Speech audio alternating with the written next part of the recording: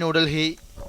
വിഷയത്തിൽ പ്രതികരിക്കാൻ R Muraleedharan, president ഫൊക്കാസ റിയാദ് സ്കൈപ്പ് വഴി ചർച്ചയിൽ പങ്കെടുക്കും. K V Abdul Khader M L A Thrissur സ്റ്റുഡിയോയിൽ നിന്ന്, BJP വക്താവ് വി രാജേഷ് തിരുവനന്തപുരത്ത് നിന്ന്, അബ്ദുറഹ്മാൻ എടത്താണി MLA മലപ്പുറം സ്റ്റുഡിയോയിൽ നിന്നും ഈ ചർച്ചയിൽ ചേരും. ആദ്യം വി രാജേഷിലേക്ക്. വി രാജേഷ്, ചെലവ് ചുരുക്കലിന്റെ ഭാഗമായി ഒരു ചെറിയ മന്ത്രിസഭ രൂപീകരിച്ചതിനെ തുടർന്നാണ് മറ്റ് പല വകുപ്പുകളോടൊപ്പം തന്നെ പ്രവാസികാര്യ വകുപ്പും ഇല്ലാതായത്. യഥാർത്ഥത്തിൽ പ്രവാസികളെ സംബന്ധിച്ച്, ഇന്ത്യയിലെ പ്രവാസികളെ ഏകദേശം 1/4 കോടിയിലധികം വരും. ഈ പ്രവാസികളെ സംബന്ധിച്ച് ഇതൊരു തീരാ നഷ്ടം തന്നെയല്ലേ? താങ്കൾ പറഞ്ഞതിനോട് ഞാനൊന്ന് കൂട്ടിച്ചേർത്തുകൊണ്ട് ഉത്തരത്തിലേക്ക് വരാം. അതായത് ചെലവ് ചുരുക്കൽ എന്നുള്ളൊരു ലക്ഷ്യം ഉണ്ട് എന്നോടൊപ്പം തന്നെ അതിനേക്കാൾ കൂടുതൽ പ്രാധാന്യം ഉള്ള വകുപ്പുകളെ മോർ എഫക്റ്റീവ് ആക്കുക എന്നുള്ള ഒരു ലക്ഷ്യം കൂടി വച്ചുകൊണ്ടാണ് മന്ത്രിസഭ ചെറുതാക്കിയത്. ഇവിടെ ചോദ്യം ആരംഭിക്കുന്നതിന് മുമ്പ് ആ വാർത്ത അവതരിപ്പിച്ച ആൾ പറഞ്ഞു, പ്രവാസി മന്ത്രാലയത്തിന് ഇഫക്റ്റീവായിട്ട് കാര്യങ്ങൾ ചെയ്യാൻ വേണ്ടി സാധിച്ചില്ല, പ്രവാസി ദിവസ് ആചരണത്തിലൊക്കെ ഒതുങ്ങി നിൽക്കുന്നു എന്നുള്ള ചർച്ചകൾ നടക്കുന്ന സാഹചര്യത്തിലാണ് ഇങ്ങനെ ഒരു തീരുമാനം വന്നത് എന്നും അദ്ദേഹം സൂചിപ്പിച്ചു. ഈ നിങ്ങളുടെ രണ്ടുപേരുടെയും വാക്കുകളിൽ നിന്നുകൊണ്ട് ഞാൻ തുടരാൻ ആഗ്രഹിക്കുന്നു.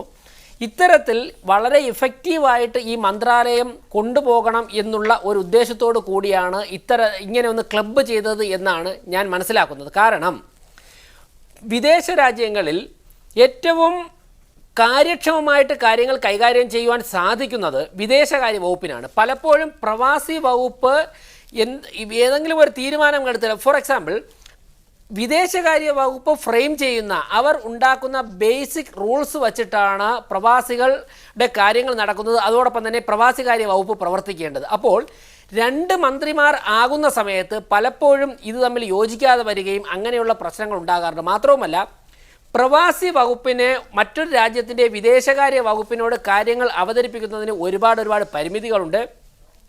കഴിഞ്ഞ 10 വർഷത്തെ ചരിത്രമെടുത്ത് നോക്കിയാൽ ഒരുപക്ഷെ അതിനുവേണ്ടി പ്രവർത്തിച്ചിരുന്ന മന്ത്രിയും ഉദ്യോഗസ്ഥന്മാരുമൊക്കെ അവരുടെ ആത്മാർത്ഥമായിട്ടുള്ള ശ്രമങ്ങൾ നടത്തിയിരിക്കാം. അതിലെനിക്ക് വ്യത്യസ്ത അഭിപ്രായമില്ല. പക്ഷേ ഞാൻ നേരത്തെ പറഞ്ഞ ടെക്നിക്കൽ പ്രോബ്ലംസ് ഉള്ളതുകൊണ്ട്, വിദേശകാര്യ വകുപ്പിൻ്റെ സജീവമായ ഇടപെടൽ ഇല്ലാതിരുന്നതുകൊണ്ട് പലപ്പോഴും പ്രവാസികൾക്ക് ആവശ്യമായിട്ടുള്ള സഹായങ്ങൾ ലഭിച്ചിട്ടില്ല. ഉദാഹരണത്തിന്, ഇന്ത്യയിൽ ജീവിക്കുന്ന, ലോകത്തിലെ ഏറ്റവും കൂടുതൽ മുസ്ലിം വിശ്വാസികൾ ജീവിക്കുന്ന ഒരു രാജ്യമാണ് ഇന്ത്യ. എന്നാൽ അതിനാനുപാതികമായിട്ടുള്ള ഹജ്ജ് കോട്ട സംഘടിപ്പിക്കുവാൻ വേണ്ടിയിട്ട് നമുക്ക് സാധിച്ചു എന്നുള്ള വിശ്വാസം എനിക്കില്ല. അപ്പോൾ ഇതുപോലെ ഒരുപാട് നിതാഖത്തിൻ്റെ കാര്യത്തിൽ തന്നെ ചർച്ചകൾ നടത്തിയെന്നുള്ളതിനപ്പുറം സൗദി അറേബ്യയിൽ ഇന്ത്യയിൽ നിന്നും പലരും പോകുന്ന വേക്കൻസിയിലേക്ക് ഞാൻ മനസ്സിലാക്കിയ അനുസരിച്ചിട്ട് ഈജിപ്തികളാണ് ഇപ്പോൾ അവിടെ ജോലി ചെയ്യുന്നത്. അതിലപ്പുറം കാര്യമായിട്ട് ഇടപെടുവാൻ വേണ്ടിയിട്ട് സാധിച്ചു എന്നുള്ള കാര്യത്തിൽ സംശയമുണ്ട്. അപ്പോൾ ചിലവ് ചുരുക്കൽ എന്നുള്ള ഒരു രീതിയിൽ മാത്രം വ്യാഖ്യാനിക്കുവാൻ സാധിക്കുകയില്ല. സുഷമ സ്വരാജിനെ പോലെ 25ാമത്തെ വയസ്സിൽ ഹരിയാനയിൽ മന്ത്രിയായിട്ട് നാളിതുവരെ ഇന്ത്യയിൽ സജീവമായിട്ട് രാഷ്ട്രീയ പ്രവർത്തനം നടത്തുന്ന, വിദേശകാര്യ വകുപ്പുകളൊക്കെ തന്നെ വർഷങ്ങളോളം കൈകാര്യം ചെയ്തിട്ടുള്ള പരിചയമുള്ള സുഷമയാണ് ഈ വകുപ്പ് ഏൽപ്പിച്ചിരിക്കുന്നത്. അതുകൊണ്ട് തന്നെ 1/4 കോടിയോളം വരുന്ന പ്രവാസികളെ ഈ രാജ്യത്തിൻ്റെ ജീവാത്മാവായിട്ട് കണ്ടുകൊണ്ടുള്ള തീരുമാനമാണ് ശ്രീ നരേന്ദ്രമോദി എടുത്തിരിക്കുന്നത് എന്നാണ് ഈ അവസരത്തിൽ എനിക്ക് സൂചിപ്പിക്കാനുള്ളത്. റൈറ്റ്, മടങ്ങിയതാ താങ്കളിലേക്ക്. അബ്ദുറഹ്മാൻ എടത്താണി, താങ്കളുണ്ടെങ്കിൽ ഇവിടെ വി രാജേഷ് ചൂണ്ടിക്കാട്ടിയത് വിദേശകാര്യത്തിന് കീഴിൽ വരുന്ന 2 വകുപ്പുകളാണ് യഥാർത്ഥത്തിൽ പ്രവാസികാര്യ വകുപ്പും വിദേശകാര്യ വകുപ്പും. പ്രവാസികാര്യ വകുപ്പിന് കീഴിലെ വിദേശത്തുള്ള ഉദ്യോഗസ്ഥർ പലരും വിദേശകാര്യ വകുപ്പിന് കീഴിലെ ജീവനക്കാരാണ്. ഈ അർത്ഥത്തിൽ 2 വകുപ്പുകൾ യഥാർത്ഥത്തിൽ ഒരുമിച്ചാണ് പോകേണ്ടത്. അങ്ങനെ മാത്രമേ ഈ പ്രവാസി കാര്യം എന്ന ഒരു പോർട്ട്ഫോളിയോയുടെ കാര്യക്ഷമത വർദ്ധിപ്പിക്കാൻ കഴിയുമെന്നാണ് വി രാജേഷിന്റെ വാദം. താങ്കളുടെ അഭിപ്രായം എന്താണ്? ഇന്ത്യയെ പോലെയുള്ള ഒരു രാജ്യത്ത് ഏറ്റവും കൂടുതൽ മനുഷ്യ വിഭവശേഷി കൊണ്ട് വിദേശ നാണ്യം നേടുന്ന ലോകത്തിലെ 1ാമത്തെ രാഷ്ട്രമാണ് ഇന്ത്യ. ചൈന പോലും 2ാം സ്ഥാനത്താണ്. ആ മനുഷ്യ വിഭവശേഷിയെ വളരെ കാര്യക്ഷമമായി വിനിയോഗിക്കുകയും അതുവഴി വിദേശ നാണ്യം നേടുകയും ചെയ്യുന്ന ഒരു രാജ്യത്ത് വിദേശത്ത് ജോലി ചെയ്യുന്ന അവരുടെ പ്രവാസികൾ എന്ന് പറയുന്നത് വളരെ പ്രധാനപ്പെട്ട ഒരു വിഭാഗമാണ്. ആ പ്രവാസികൾ എന്ന് പറയുന്ന പ്രധാനപ്പെട്ട വിഭാഗത്തിന്റെ പ്രത്യേകമായ പരിരക്ഷ ആവശ്യമാണ് എന്ന് മനസ്സിലാക്കിയാണ് പ്രവാസികാര്യ വകുപ്പിന് രൂപം നൽകുന്നത്. പ്രവാസികാര്യ വകുപ്പ് വളരെ പെട്ടെന്ന് കാര്യക്ഷമമായി പ്രവർത്തിച്ചു എന്നൊന്നും പറയാൻ എനിക്കാവില്ല. കാരണം മറ്റ് വകുപ്പുകളെ അപേക്ഷിച്ച് പ്രവാസികാര്യ വകുപ്പ് ഒരു പുതിയ വകുപ്പായിരുന്നു. അത് മറ്റു വകുപ്പുകളൊക്കെ തന്നെ രാജ്യത്തിന്റെ സ്വാതന്ത്ര്യത്തോളം പഴക്കമുള്ള വകുപ്പുകളാണ്. ഇതങ്ങനെ ആയിരുന്നില്ല. ഈ വകുപ്പ് കാര്യക്ഷമമായി ഇടപെട്ടുകൊണ്ടിരിക്കുകയാണ്. പക്ഷേ ഈ അടുത്ത കാലത്തായി നമുക്കറിയാം പ്രവാസികാര്യ വകുപ്പിന്റെ ഇടപെടലുകൾ വളരെ കാര്യക്ഷമമായി ഒരു സ്റ്റേറ്റിൽ തന്നെ പ്രകടമായത് നമ്മുടെ കേരളത്തിൽ എല്ലാവർക്കും അറിയാം. കാരണം ഇവിടുത്തെ വിദേശത്ത് ജോലി ചെയ്യുന്ന ഇന്ത്യക്കാരെ ബാധിക്കുന്ന ഗുരുതരമായ ഒട്ടേറെ തൊഴിൽ പ്രശ്നങ്ങളുണ്ട്. അതുപോലെ തന്നെ അവരെ മാത്രം ബാധിക്കുന്ന ഒട്ടേറെ എമിഗ്രേഷൻ അടക്കമുള്ള വിഷയങ്ങളുണ്ട്. ഈ കാര്യങ്ങളിലൊക്കെ ഇടപെടാൻ കഴിയുന്ന വിധം അവർക്കായി ഒരു പ്രത്യേക വകുപ്പ് ഉണ്ടാവുക എന്നത് ഏറ്റവും ഗുണപരമായ ഒരു അന്തരീക്ഷമാണ് ഉണ്ടാവുക. ഒരു വിദേശകാര്യ വകുപ്പിനെ ഏറ്റെടുക്കാനുള്ളത് അവിടെ ജോലി ചെയ്യുന്ന തൊഴിലാളികളുടെ വിഷയമല്ല. അതിനപ്പുറം ഒരു വിദേശകാര്യ വകുപ്പിനെ ഏറ്റെടുക്കാനുള്ളത് രണ്ട് രാജ്യങ്ങൾ തമ്മിലുള്ള നയതന്ത്രപരമായ വിഷയങ്ങളെ കുറിച്ചാണ്. ആ വിഷയങ്ങൾ ഇതിൽ മാത്രം ഒതുങ്ങുന്നതല്ല. ഇത് പ്രത്യേകമായി ദൈനംദിനം ഇടപെട്ടുകൊണ്ടിരിക്കേണ്ട ഒരു വിഭാഗമാണ് പ്രവാസികൾ. അവരുടെ വിഷയങ്ങളും അവരുടെ പ്രശ്നങ്ങളും ഒക്കെ ദിനംപ്രതി ഉണ്ടാകുമ്പോൾ അതിലൊക്കെ ഇടപെടാൻ കഴിയുന്ന വിധം പ്രവാസികാര്യ വകുപ്പ് കൂടുതൽ കാര്യക്ഷമമാക്കിക്കൊണ്ട് അത് എത്രമാത്രം ഇവിടുത്തെ പ്രവാസികളായ ആളുകൾ ഉപയോഗപ്പെടുത്താൻ കഴിയുമെന്നതിനെ കുറിച്ചായിരുന്നു ഗവൺമെന്റ് ആലോചിക്കേണ്ടത്. പക്ഷെ ആ രീതിയിലുള്ള ഒരു സാഹചര്യമല്ല ഇപ്പോഴും ഉണ്ടായിട്ടുള്ളത് എന്നത് ഏറെ ഖേദകരമാണ്. ഇതുകൊണ്ട് ഗുണപരമായ ഒരു മാറ്റമല്ല ഉണ്ടാവുക. അതിനേക്കാൾ ഉപരി പ്രവാസികൾ പഴയതുപോലെ തന്നെ വിദേശകാര്യ വകുപ്പിന് രണ്ട് രാജ്യങ്ങൾ തമ്മിലുള്ള നയതന്ത്രപരമായ വിഷയങ്ങളും മറ്റു കാര്യങ്ങളിലേക്കുമൊക്കെ മാറുന്ന ഒരു സാഹചര്യത്തിൽ സ്വാഭാവികമായും രാജ്യത്തിലെ വിദേശികളുടെ വിദേശത്ത് ജോലി ചെയ്യുന്ന പ്രവാസികളുടെ ദൈനംദിന കാര്യങ്ങളിൽ ഇടപെടാൻ കഴിയാത്ത ഒരു സാഹചര്യം മന്ത്രി തലത്തിൽ ഉണ്ടാകും എന്നാണ് ഇതുവഴി ഉണ്ടാകാൻ പോകുന്ന സാഹചര്യം. ആർ മുരളീധരൻ, പ്രവാസികാര്യ വകുപ്പിനെ പറ്റി കഴിഞ്ഞ 10 വർഷം വ്യത്യസ്തമായ അഭിപ്രായങ്ങളുണ്ടായിരുന്നു. ചിലർ വാദിക്കുന്നു പ്രവാസികാര്യ വകുപ്പ് കാര്യക്ഷമമായി പ്രവർത്തിച്ചിരുന്നു എന്ന്. മറ്റു ചിലപ്പോൾ പ്രവാസികൾ തന്നെ പ്രവാസികാര്യ വകുപ്പിനെതിരെ നിരന്തരം ആക്ഷേപങ്ങൾ ഉന്നയിച്ചിരുന്നു. പ്രവാസി ഭാരതീയ ദിവസ് എന്ന ഒരു സങ്കല്പം യാഥാർത്ഥ്യമാക്കിയത് വാജ്പേയി സർക്കാരാണ്. അതേ NDA സർക്കാർ ഇപ്പോൾ അധികാരത്തിലേറിയപ്പോൾ പ്രവാസികാര്യ വകുപ്പ് ഇല്ലാതായിരിക്കുന്നു. എന്താകും പ്രവാസികാര്യത്തിന്റെ ഭാവി അങ്ങനെ ഒരു വകുപ്പില്ലാതാകുമ്പോൾ? പ്രവാസികാര്യ വകുപ്പ് അത്യന്താപേക്ഷിതമായിട്ടുള്ള ഒരു വകുപ്പ് തന്നെയാണ്. പ്രത്യേകിച്ചും ഗൾഫ് രാജ്യങ്ങളിലെ വിദേശ ഇന്ത്യക്കാരെ സംബന്ധിച്ചിടത്തോളം. ശ്രീ വയലാർജി വാസ്തവത്തിൽ ഒന്നുമില്ലായ്മയിൽ നിന്നാണ് ആ ഒരു വകുപ്പ്, അതിൽ നിരവധി ക്ഷേമ പ്രവർത്തനങ്ങൾ, വിദേശ ഇന്ത്യക്കാർക്ക് വേണ്ട നിരവധി ക്ഷേമ പ്രവർത്തനങ്ങൾ ഉണ്ടാക്കാൻ അദ്ദേഹത്തിന്റെ ശ്രമഫലമായി കഴിഞ്ഞു. ഇത് ഒരു കാരണവശാലും നമുക്ക് തള്ളി പറയാൻ പറ്റുന്നതല്ല. ഏറ്റവും പ്രധാനമായിട്ട് എനിക്ക് തോന്നുന്നത് അവർക്ക്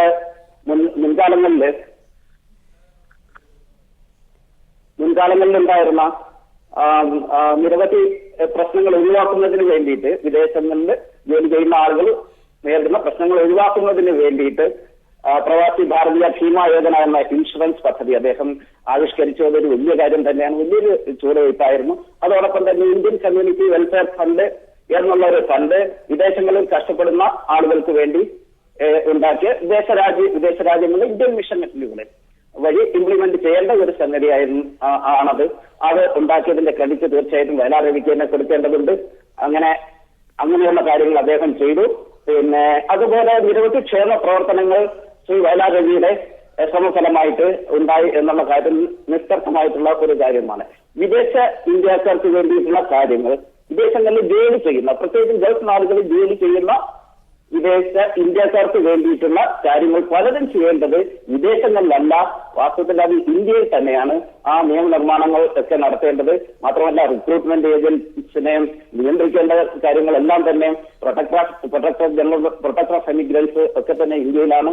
അവരുടെ കാര്യക്ഷമമായിട്ടുള്ള പ്രവർത്തനത്തിന് വേണ്ടിയിട്ടുള്ള നിയമനിർമ്മാണങ്ങൾ ഉണ്ടാക്കേണ്ടത് ഇന്ത്യയിലാണ്.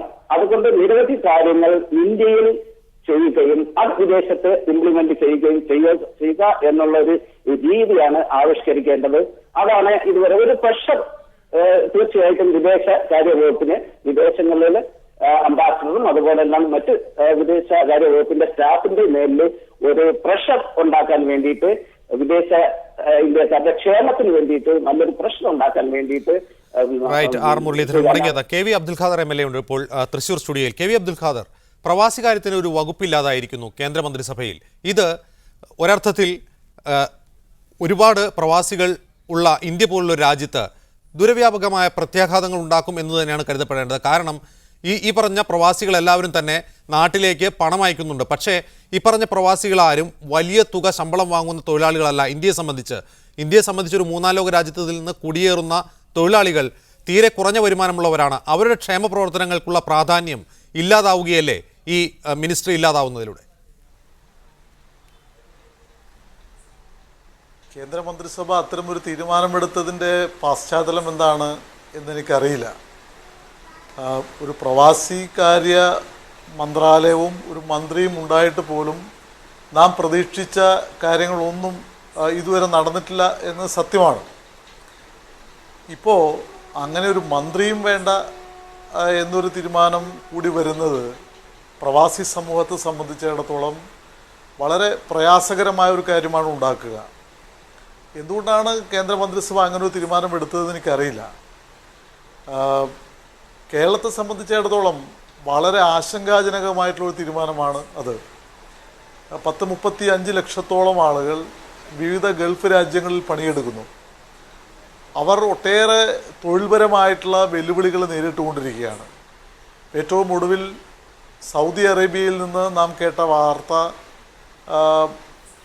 തെല്ലൊരു പ്രയാസം, തെല്ലല്ല കുറച്ച് കൂടുതൽ പ്രയാസം ഉണ്ടാക്കുന്ന കാര്യമാണ്. അവിടെ തയ്യാറാക്കിയൊരു കരട് തൊഴിൽ നയം മലയാളികൾ ഉൾപ്പെടെയുള്ള പ്രവാസികളെ സംബന്ധിച്ചിടത്തോളം വലിയ ബുദ്ധിമുട്ടുണ്ടാക്കുന്നതാണ്.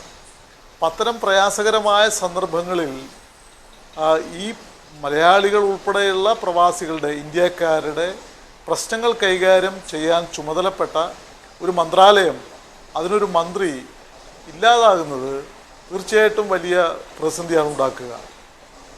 Right. K V Abdul Khader. V Rajesh, ഇവിടെ ഇവർ ചൂണ്ടിക്കാട്ടിയത് പ്രകാരം വിദേശകാര്യവും പ്രവാസി കാര്യവും ഏകദേശം ഒരേ തരത്തിലുള്ള ജോലിയാണ് ചെയ്തതെങ്കിലും അതിൻ്റെ പ്രവർത്തന രീതികളിൽ വ്യത്യാസമുണ്ട്. വിദേശകാര്യം എന്നത് നയതന്ത്രവുമായി ബന്ധപ്പെട്ട ഒരു ഉയർന്ന മേഖലയിലൂടെ ഉള്ള പ്രവർത്തനമാണെങ്കിൽ പ്രവാസി കാര്യം എന്നത് പ്രവാസികളായ തൊഴിലാളികളുടെ ക്ഷേമ പ്രവർത്തനങ്ങൾക്കാണ് അത് ഊന്നൽ നൽകുന്നത്. യഥാർത്ഥത്തിൽ കൂടുതൽ കാര്യക്ഷമമായി പ്രവർത്തിക്കാൻ ഒരു പ്രത്യേക മന്ത്രാലയം ഉണ്ടാവുന്നത് തന്നെയല്ലേ നല്ലത്? കാരണം ഗൾഫ് പോലുള്ള രാജ്യങ്ങളിൽ ഇന്ത്യയിൽ നിന്നുള്ള പ്രവാസികൾ എന്ന് പറയുന്നത് തീരെ കുറഞ്ഞ വരുമാന പരിധിയിലുള്ള തൊഴിലാളികളാണെന്നിരിക്കെ വിശേഷിച്ചു. അല്ല, നമ്മുടെ ഇന്ത്യയിൽ നിന്നുള്ള പ്രവാസികൾ അനുഭവിക്കുന്ന ഒരുപാട് ബുദ്ധിമുട്ടുകളുണ്ട്. ഫോർ എക്സാമ്പിൾ, താങ്കൾ പറഞ്ഞ ജീവിത നിലവാരമുള്ള തൊഴിലാളികൾ അവിടെ പോയി ഒരു ജോലിക്ക് ജോയിൻ ചെയ്താൽ എഗ്രിമെൻറ്റ് വയ്ക്കുക, പലപ്പോഴും എഗ്രിമെൻറ്റ് വയ്ക്കാറില്ല. അതോടൊപ്പം തന്നെ അവരുടെ പാസ്പോർട്ട് വാങ്ങി വയ്ക്കുക, ഇങ്ങനെയുള്ള ഒരുപാട് ചെറുതും വലുതുമായിട്ടുള്ള ബുദ്ധിമുട്ടുകൾ അവർ അനുഭവിക്കുന്നുണ്ട്. ഈ വിഷയങ്ങളൊക്കെ തന്നെ കൈകാര്യം ചെയ്യാൻ വേണ്ടിയിട്ട് ഇഫക്റ്റീവായിട്ടുള്ള ഒരു സിസ്റ്റം ആവശ്യമുണ്ട് എന്നുള്ള കാര്യത്തിൽ യാതൊരു തർക്കവുമില്ല. ഇവിടെ നമ്മൾ മനസ്സിലാക്കേണ്ടത് നമ്മുടെ രാജ്യത്തിൽ ഏറ്റവും പ്രധാനപ്പെട്ട വകുപ്പുകൾ ഏതൊക്കെയാണ്? 4 വകുപ്പുകളാണ് നമ്മൾ പ്രധാനമായിട്ട് പറയുന്നത്. ഹോം, അതോടൊപ്പം തന്നെ ഡിഫൻസ്, ഫിനാൻസ്, ഫോറിൻ അഫയേഴ്സ്. ഇതിൽ പ്രവാസികാര്യ വകുപ്പിനെ ഫോറിൻ അഫയേഴ്സുമായിട്ട് ഏറ്റവും പ്രധാനപ്പെട്ട 4 വകുപ്പുകളിൽ ഒന്നുമായിട്ടാണ് ക്ലബ് ചെയ്തിരിക്കുന്നത്. ഈ മന്ത്രിസഭ പ്രഖ്യാപിതമായിട്ട് ചില കാര്യങ്ങൾ എടുത്തു. ഒന്ന്, ചെലവ് കുറയ്ക്കണം. മറ്റൊന്ന്, പേഴ്സണൽ സ്റ്റാഫിൽ മന്ത്രിമാരുടെ ബന്ധുക്കളെ വയ്ക്കുവാൻ പാടില്ല, പരമാവധി എണ്ണം കുറയ്ക്കണം. ഇങ്ങനെ കുറേ പുതിയ പരീക്ഷണങ്ങൾ നടത്തുകയാണ്. അതിൻ്റെ ഭാഗമായിട്ട് മോർ എഫക്റ്റീവ് ആക്കുക എന്നുള്ള ആവശ്യത്തിന് ഫസ്റ്റ് പ്രയോറിറ്റി കൊടുത്തുകൊണ്ടാണ് സുഷമാ സ്വരാജിനെ പോലെ ഇത്രയും കാലത്തെ അനുഭവ പരിചയമുള്ള ഒരു മന്ത്രിക്ക് കീഴിൽ പ്രവാസി വകുപ്പ് കൊണ്ടുവന്നിരിക്കുന്നത്. അതുകൊണ്ട് പ്രവാസികൾക്ക് കൂടുതൽ കാര്യക്ഷമമായിട്ട് കാര്യങ്ങൾ ചെയ്യുവാൻ സാധിക്കുമെന്നുള്ള പോസിറ്റീവ് ലൈനിലാണ് ഈ ക്യാബിനറ്റ് കാര്യങ്ങൾ കൈകാര്യം ചെയ്യുന്നതെന്നാണ് ഞാൻ മനസ്സിലാക്കുന്നത്. ഇവിടെ ആവശ്യം ഉദ്യോഗസ്ഥർ എന്തായാലും ഇപ്പോൾ ഞാൻ മനസ്സിലാക്കുന്നതനുസരിച്ചിട്ട് പ്രവാസി കാര്യത്തിനായിട്ട് വിദേശ രാജ്യങ്ങളിലൊക്കെ പ്രത്യേകം ഓഫീസ് ഉള്ളതായിട്ട് എല്ലാ രാജ്യങ്ങളിലും ഉള്ളതായിട്ടൊന്നും അറിവില്ല. ഇത് വിദേശകാര്യ മന്ത്രാലയത്തോടൊപ്പം ക്ലബ്ബ് ചെയ്താണ് പ്രവർത്തിക്കുന്നത്. അപ്പോൾ ഇഫക്റ്റീവായിട്ടുള്ള ഉദ്യോഗസ്ഥന്മാരെ അവിടെ നിയമിച്ചുകൊണ്ട് പ്രവാസികളുടെ ദൈനംദിന കാര്യങ്ങളിൽ ഇടപെടാൻ വേണ്ടിയിട്ടുള്ള കാര്യങ്ങൾ ഈ വകുപ്പ് ചെയ്യും എന്നാണ് മനസ്സിലാക്കുന്നത്. ഇനിയിപ്പോൾ ഒരു പക്ഷേ അത്തരത്തിൽ സാധിച്ചില്ല എന്ന് വരട്ടെ, ആ സമയത്ത് സ്വാഭാവികമായിട്ടും ചർച്ചകൾ ഉയർന്നു വരും. ആ സമയത്ത് ഗവൺമെൻറ് അതിൻ്റേതായ പരിഗണന ഉണ്ടാവും. ഇപ്പോൾ സംഭവിച്ചിരിക്കുന്നത് പല കോണുകളിൽ നിന്നും ചെലവ് ചുരുക്കലിൻ്റെ ഭാഗമായിട്ട് നരേന്ദ്രമോദി ഗവൺമെൻറ് പ്രവാസികളെ കാര്യമായിട്ട് കണക്കിലെടുക്കുന്നില്ല, മന്ത്രാലയങ്ങളെ ഒരുമിപ്പിക്കുന്നു, അതോടുകൂടി പ്രവാസികൾ അനാഥരാവാൻ പോകുന്നു എന്നുള്ളൊരു ചർച്ച, എന്നുള്ളൊരു ആശങ്ക പടർത്തുകയാണ് ചെയ്യുന്നത്. നരേന്ദ്രമോദി പ്രധാനമന്ത്രി ആകുന്നതിന് മുമ്പ് നരേന്ദ്രമോദി പ്രധാനമന്ത്രി ആയിക്കഴിഞ്ഞാൽ എന്തോ ഒരു അപകടം വരാൻ പോകുന്നു എന്നുള്ളൊരു ചർച്ച ഉയർത്തിവിട്ടതുപോലെ ഇത്തരത്തിലുള്ള അനാവശ്യ ചർച്ചകൾ വി രാജേഷ്, ഈ ചർച്ച ഉയരുന്നതിന് മറ്റൊരു കാരണം കൂടിയുണ്ട്. കാരണം വാജ്പേയി സർക്കാരിന്റെ കാലത്താണ് ഞാൻ മുമ്പ് സൂചിപ്പിച്ചതുപോലെ പ്രവാസി ഭാരതീയ ദിവസ് തുടങ്ങിയതെന്ന് ഞാൻ പറഞ്ഞു. പ്രവാസി ഭാരതീയ ദിവസിന്റെ തുടക്കത്തിൽ അന്നുയർന്ന വലിയൊരു വിമർശനം ഇത് ഗൾഫ് മേഖലയിലെ പ്രവാസികളെ തീരെ അവഗണിച്ചുകൊണ്ട് യൂറോപ്പിലെയും അമേരിക്കയിലെയും ഇന്ത്യൻ പ്രവാസികൾക്ക് വേണ്ടിയുള്ള ദിവസമാണ് എന്നൊരു വിമർശനം അന്ന് ഉയർന്നിരുന്നു. ഇപ്പോൾ പ്രവാസികാര്യ വകുപ്പ് ഇല്ലാതാകുന്നതിൽ